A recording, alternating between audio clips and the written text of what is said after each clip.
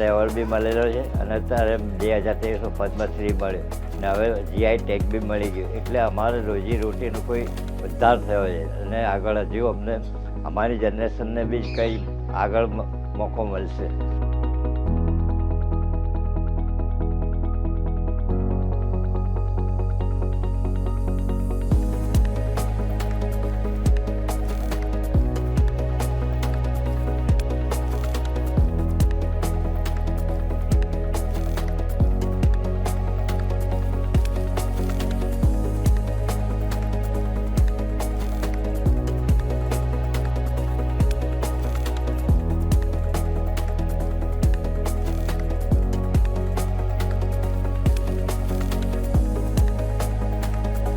અહીંયા ગુજરાતમાં જે લોકો છે એ માનવાવાળા છે દેવી દેવતાઓમાં.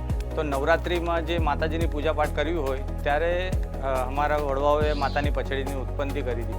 તો એ ગમે ત્યાં સારી જગ્યાએ લગાવી ને પૂજા પાઠ કરીને રાખતા, એ રીતે માતાની પછડીની ઉત્પત્તિ થઈ હતી. એક મોબાઈલ ટેમ્પલ તરીકે પણ ઓળખાય છે માતાની પછડી.